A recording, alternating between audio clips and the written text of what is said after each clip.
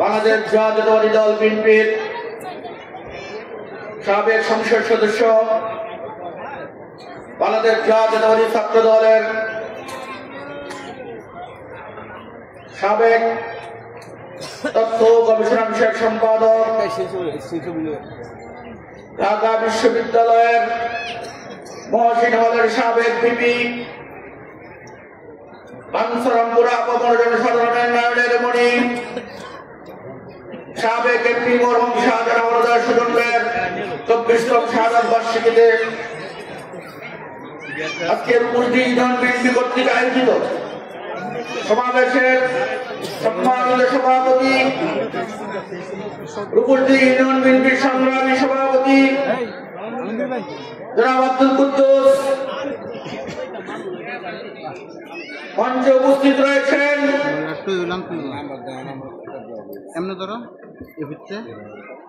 আমাদের সুজন ভাই মাতা, আমার মা এবং আমাদের এখানে যারা আমরা রয়েছে আমাদের সকলের মা।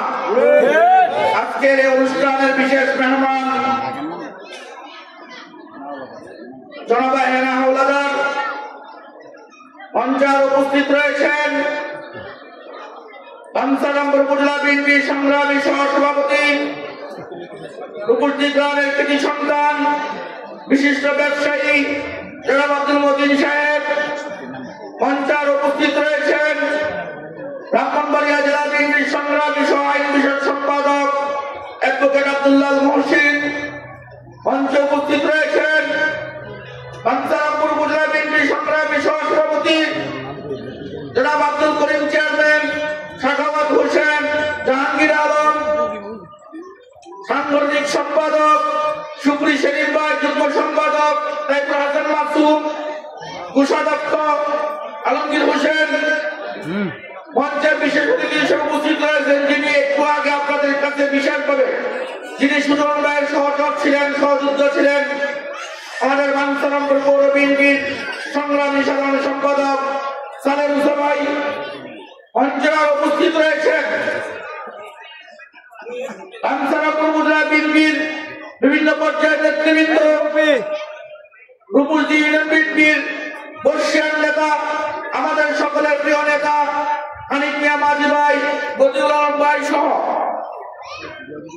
আমাদের রূপসী ইউনিয়ন বিএনপির সংগ্রামী সাধারণ সম্পাদক, আপনাদের প্রিয় নেতা, আপনাদের প্রিয় সহযোদ্ধা, যিনি আপনাদের দুঃখে সুখে সবসময় আপনাদের পাশে থাকেন, দেলোয়ার হোসেন মাঝি ভাই সহ বাঞ্ছারামপুর সন্তান যিনি সুজন ভাইকে সবসময় সম্পত্তি দেন, সুজন ভাইয়ের সাথে যিনি সবসময় থাকতেন, যিনি সুজন ভাইয়ের সহচর ছিলেন, এই সুজন সিটি কলেজের প্রতিষ্ঠাতা জনাব ইউনুস চিসার সহ আমাদের যুবদলের সংগ্রামী আহ্বায়ক হারুনুর রশিদ, রূপসী ইউনিয়ন বিএনপির সাংগঠনিক সম্পাদক রাশিদুল হক পলাশ, ছাত্রদল, যুবদল, স্বেচ্ছাসেবক দল, কৃষক দলের এবং আমার প্রিয় মা মহিলা দলের নেতৃবৃন্দ সহ উপস্থিত নেতৃবৃন্দ, আসসালামু আলাইকুম। প্রিয় নেতৃবৃন্দ, বেশি কথা বলবো না, কয়েকটি কথা বলবো, আপনারা একটু মনোযোগ সহকারে শুনবেন। আমি যখন ইউনিভার্সিটিতে ভর্তি হই, প্রথম এখান থেকেই শুরু করি। সুজন ভাই যখন এমপি ছিলেন,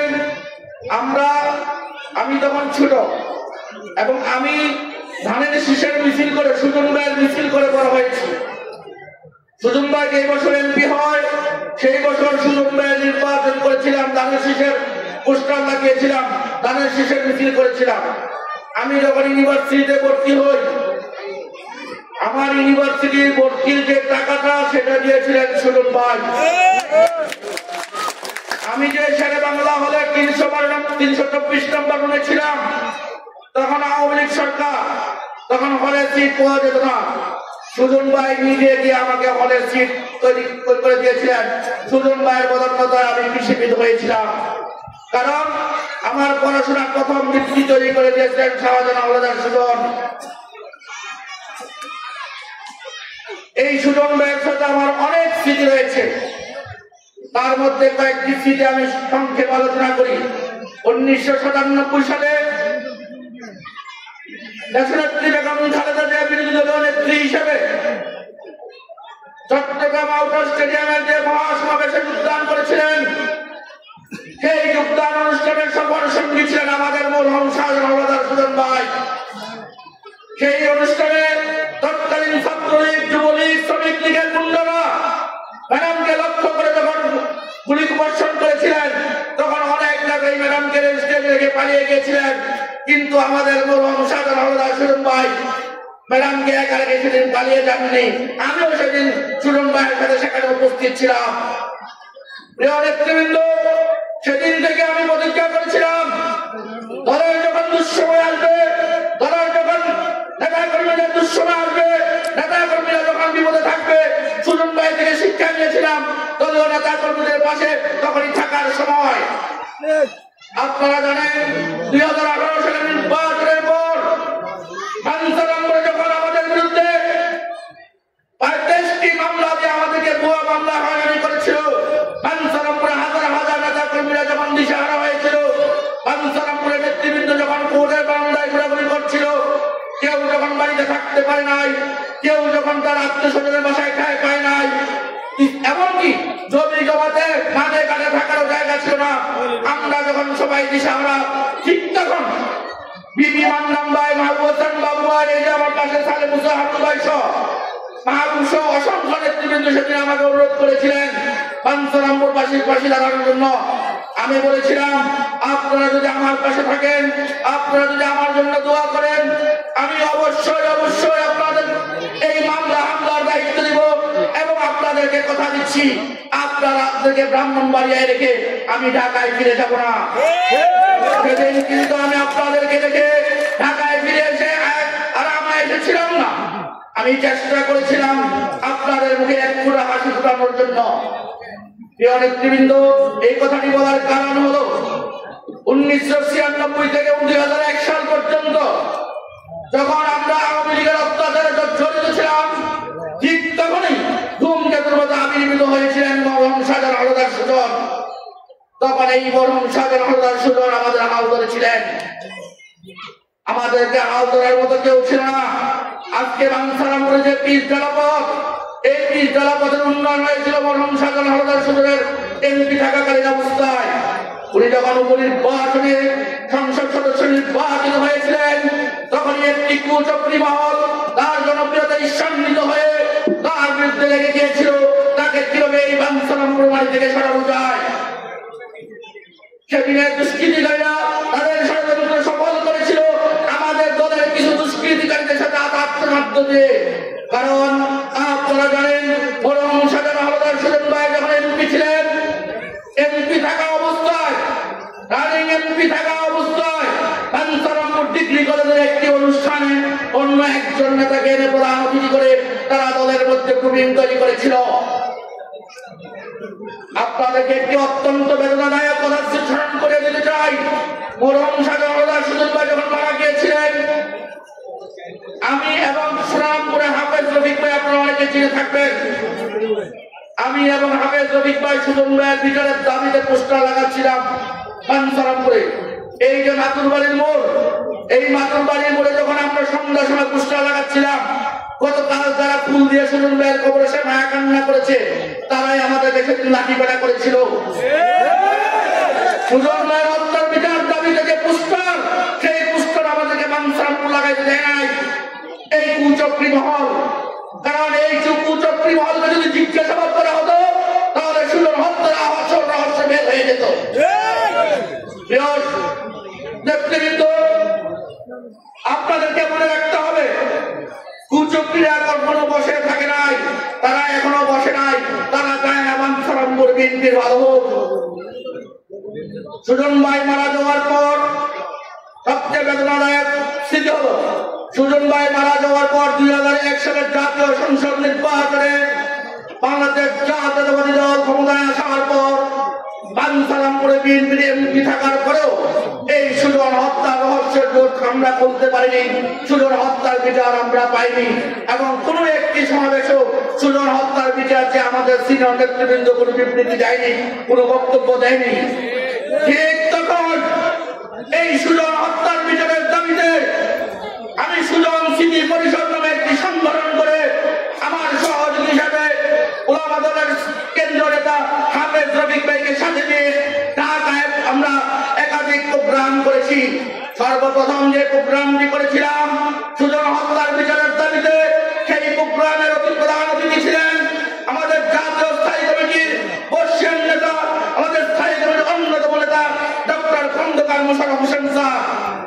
আমি ডক্টর খন্দকার মোশাররফ হোসেন স্যারকে ভাসানী ভবনে ঢাকায় পল্টনে নিয়ে এসে শত শত নেতৃবৃন্দের মাঝে আমি সেদিন স্যারকে অনুরোধ করেছিলাম, স্যার আমরা দল ক্ষমতায়, আমরা সুজন হত্যার বিচার চাই, আপনাকে বিচার দায়িত্ব দিতে হবে, আপনাকে বিচার করতে হবে, এর বিচার উদ্দেশ্য সমগ্র বাঞ্ছারামপুরবাসী চায়। তারপরে আমি আরো একাধিক প্রোগ্রাম করেছি। কখনো আমি ডাকসুর সাবেক ভিপি আমানুল্লাহ আমান, ডাকসুর সাবেক জিএফ খায়রুল কবির খুকন, ছাত্র দলের সাবেক সোনালী ফসল, ছাত্র দলের হামদার, আমার প্রিয় নেতা কৃষক দলের সাবেক সংগ্রামী আহ্বায়ক শামসুজ্জামান দুদুভাই, বিশিষ্ট আইনজীবী খন্দকার মাহবুব হোসেন, জয়নাল আবেদিন, রুহুল কবির রিজভী, শহীদুদ্দিন চৌধুরী, ডক্টর আসাদুজ্জামান নিপুণ ভাই সহ তাদেরকে নিয়ে এসে কখনো প্রেস ক্লাব, কখনো ভাসানী ভবন, কখনো পার্টি অফিসের কেন্দ্রীয় নিচতলায় আমি একাধিক সুজন হত্যার বিচারের দাবিতে একাধিক প্রোগ্রাম করেছিলাম। কিন্তু তখন বাঞ্ছারামপুরের কেউ কোনো প্রোগ্রাম করতে আসেনি। আজকে যারা মায়া কামনা করে তারা একটি বারের জন্য চোখের ফল জল করেনি, বরঞ্চ ওরা আমাদেরকে টিটকারি করতো, ভরা মানুষকে কিসের এত রাজনীতি। আমি বলেছিলাম আমি যদি বেঁচে থাকি ইনশাআল্লাহ এই সুজন হত্যার বিচার বাঞ্ছারামপুরের মাটিতে মুসলিম মাটিতে হবে। সেদিন আমি প্রতিজ্ঞা করেছিলাম যারা আজকে সুজন ভাইয়ের রক্ত জড়িয়ে, সুজন ভাইয়ের রক্ত মাখা জমাত সাত গায়ে যারা এমপি হয়েছিলেন, যারা সুজন ভাইকে পুঁজি করে ব্যবসা বাণিজ্য করেছে, যারা সুজন ভাইকে মাথার উপর তাদের আখের গুছিয়েছে, ইনশাআল্লাহ তাদেরকে জবাব দেওয়ার জন্য আমি একদিন তৈরি হব এবং ইনশাআল্লাহ এই সুজন হত্যার বিচার অবশ্যই বাঞ্ছারামপুরে মানিতে হবে। বক্তব্য দিলে অনেক বলা যায়, তবে কালকে আমি একটু খুশি হয়েছি, কারণ এই প্রোগ্রামটি করার জন্য আমি দীর্ঘ প্রায় 1 মাস আগে থেকে আমি রূপগঞ্জ ইউনিয়ন বিএনপি নেতৃবৃন্দ, আমার উপজেলা বিএনপি নেতৃবৃন্দ এবং জেলা বিএনপি নেতৃবৃন্দের সাথে ঢাকায় একাধিক বৈঠক করেছি, বাঞ্ছারামপুরে একাধিক আলোচনা করেছি। আমি গিয়েছিলাম, যেহেতু আমরা 15 বছরের বেশি আমরা কথা বলতে পারি নাই, সুজন হত্যার বিচার নিয়ে আমরা মাঠে নামতে পারি নাই, এবং যেহেতু সময় এসেছে আমরা এই সুজন হত্যার বিচার নিয়ে আবার মাঠে আন্দোলন করি, মাঠে নামি। সেই কারণে এই প্রোগ্রাম থেকে আমি একটি জাঁকজমক করে একটি বৃহৎ আকারে সাধারণ সভায় রূপান্তরিত করতে চেয়েছিলাম।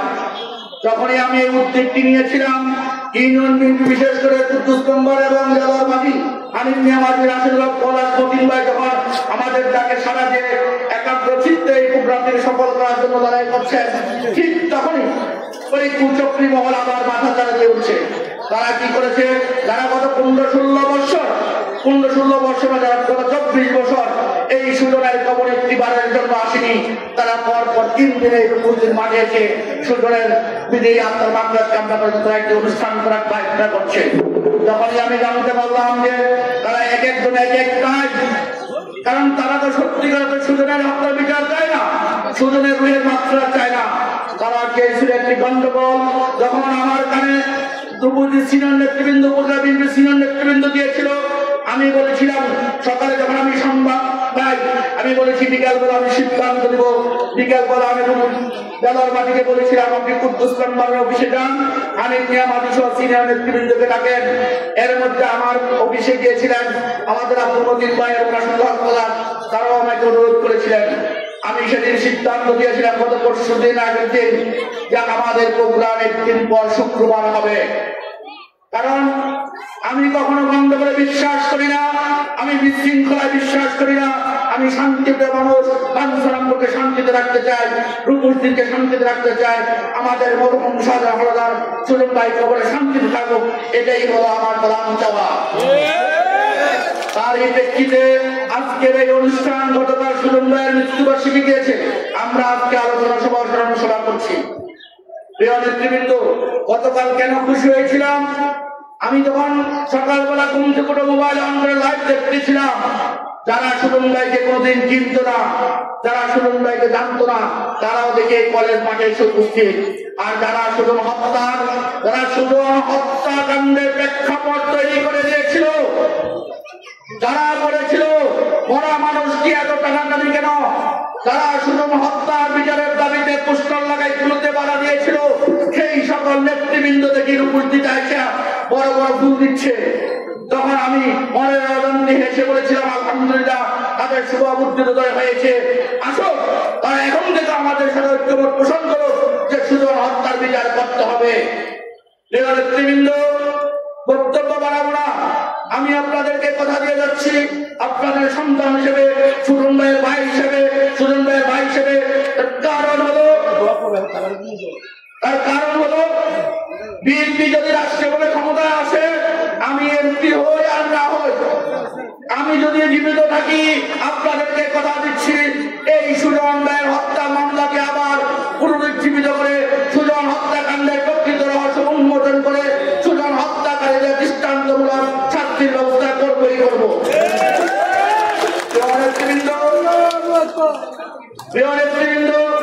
আমার কাছে ইতিমধ্যে রূপপুরজি থেকে কিছু দাবি দেওয়া এসেছে, আমি আপনাদেরকে কথা দিয়ে যাচ্ছি।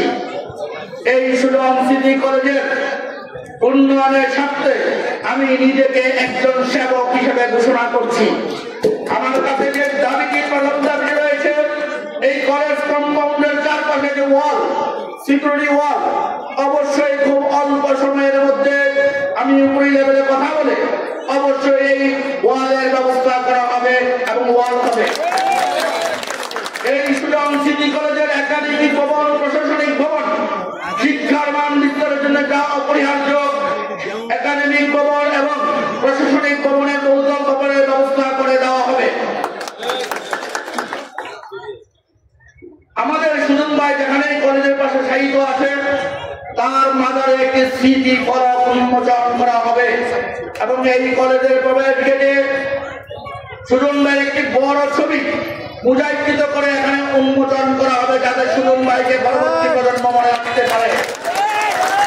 শুধু তাই নয়, এই কলেজে ভবিষ্যতে যারা ডিগ্রি পর্যন্ত শিক্ষা ব্যবস্থা চালু করা যায়, সেই ব্যাপারে দল ক্ষমতা আসার পরে ইনশাআল্লাহ উদ্যোগ দেওয়া হবে এবং তা করবই করব। প্রিয় নেতৃবৃন্দ, দেওয়ার ভাই বলেছিলেন, আমাকে গতকাল রাত্রে বলেছিলেন, ভাই আমাদের রূপপুর রাস্তাঘাটের অবস্থা খুব বেহাল দশা। আমি বলেছিলাম, দেওয়ার ভাই একটু ধৈর্য ধরুন, আপনি যোগাযোগ রাখুন, ইনশাআল্লাহ আগামী অল্প কয়েকদিনের মধ্যে রূপপুর উন্নয়নের সূচনা দেখতে পাবেন। যে সকল ছোট ছোট সমস্যাগুলো রয়েছে, রাস্তাঘাট, স্কুল, রাস্তাঘাট, কালভার্ট, তার প্রত্যেকটি কাজের অবশ্যই ব্যবস্থা গ্রহণ করা হবে। আর আমাদের সমাজে সবচেয়ে বড় সমস্যা হলো মাদক সমস্যা।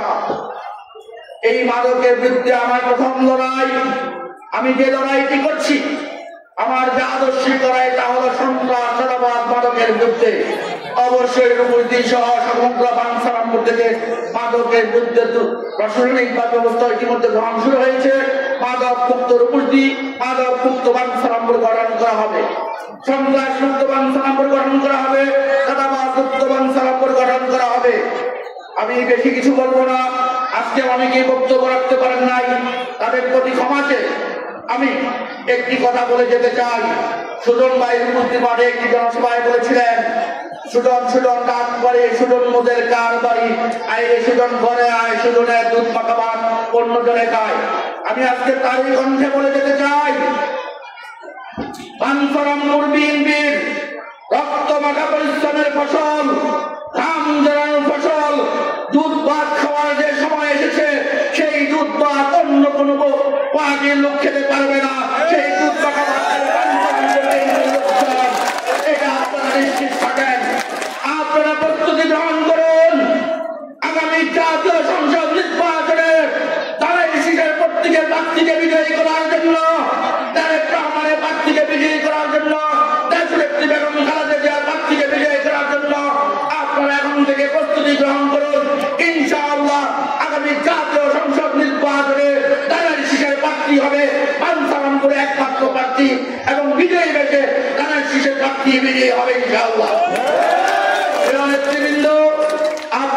ঐক্যবদ্ধ থাকতে হবে। অনেকে আপনাদেরকে বিভিন্ন দিক থেকে খোঁজা দেবে, কিন্তু সেই খোঁজায় সেই কান কথা আপনাদেরকে সায় দেওয়া যাবে না। তার কারণ হলো আমাদের ভারপ্রাপ্ত চেয়ারম্যান বলেছেন ঐক্য ঐক্য ঐক্য, ঐক্যের কোনো বিকল্প নাই। আপনারা জানেন বাংলাদেশের জাতীয় নির্বাচনে ইতিমধ্যে ছিনিমিনি খেলা শুরু হয়েছে। যে ছিনিমিনি খেলার পরিসমাপ্তি হবে আগামী জাতীয় সংসদ নির্বাচনের অনুষ্ঠানের মধ্য দিয়ে। সেই অনুষ্ঠানে জাতীয় সংসদ নির্বাচনে বিএনপিকে ক্ষমতায় আনার জন্য আমাদের ঐক্যবদ্ধ হতে হবে, ঐক্যবদ্ধভাবে ধানের শীষে প্রার্থীকে বিজয়ী করতে হবে। আপনাদের একজন খাদেম হিসেবে, আপনাদের সন্তান হিসেবে, আপনাদের ছোট ভাই হিসেবে, আপনাদের কারো ভাতিজা ভাগিনা হিসেবে আমি আপনাদের কাছে দোয়া চাই, আপনারা আমার জন্য দোয়া করবেন। আমি যদি ভবিষ্যতে দলীয় প্রার্থী হিসেবে নির্বাচিত হতে পারি, দলীয় সংসদ হিসেবে নির্বাচিত হতে পারি, আমি আপনাদেরকে কথা দিচ্ছি এই রূপসী হবে আমার নিজের গ্রাম। আমার নিজের গ্রামের যে উন্নয়ন করা হতো তার চেয়েও বেশি উন্নয়ন এই রূপসী গ্রামে করা হবে ইনশাআল্লাহ। কারণ সুজন ভাইয়ের স্মৃতিকে আমাদেরকে ধরে রাখতে হবে, ভবিষ্যৎ প্রজন্মের জন্য সুজন ভাইকে স্মৃতিকে আমাদের ধরে রাখতে হবে। পরিশেষে সকলকে ধন্যবাদ জানিয়ে আজকের এই অনুষ্ঠানটি সফল করার জন্য যারা অক্লান্ত পরিশ্রম করেছেন আমার সেই সহযোদ্ধা ভাইদেরকে আমি অভিনন্দন জানাচ্ছি, ধন্যবাদ জানাচ্ছি, কৃতজ্ঞতা জানাচ্ছি। এবং এই অনুষ্ঠানটি সফল করার ক্ষেত্রে যারা আর্থিকভাবে সহযোগিতা করেছেন আমি তাদের প্রত্যেককে আমার উপজেলা বিএনপির পক্ষ থেকে এবং জেলা বিএনপির পক্ষ থেকে ধন্যবাদ ও কৃতজ্ঞতা জ্ঞাপন করছি।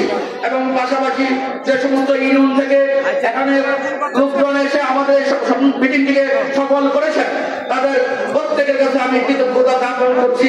বিশেষ করে আমার মা বোনদের প্রতি যারা ধৈর্য সহকারে আমাদের বক্তব্য শোনার জন্য এখনো বসে আছে আমি আপনাদের প্রতি কৃতজ্ঞতা জ্ঞাপন করছি। পরিশেষে সকলকে ধন্যবাদ জানিয়ে সাজান হাওলাদার সুজনের বিচার আমিও চাই ভবিষ্যতে হবে এই নিশ্চয়তা দিয়ে, সুজন হত্যাকারীদের খুশি হবে এই নিশ্চয়তা দিয়ে আমি আমার বক্তব্য এখানে শেষ করছি। আল্লাহ হাফেজ। বাংলাদেশ জিন্দাবাদ, বাংলাদেশ জাতীয়তাবাদী দল বাংলাদেশ উপজেলা শাখা রূপসী ইউনিয়ন বিএনপি জিন্দাবাদ, শহীদ জিয়া মরহুম দেশনেত্রী বেগম খালেদা জিয়া জিন্দাবাদ, কারণের অহংকার আগামী রাষ্ট্রনায়ক জনাব তারেক রহমান জিন্দাবাদ, সাজান হাওলাদার সুজন অমর হোক, অমর হোক। সকলকে ধন্যবাদ।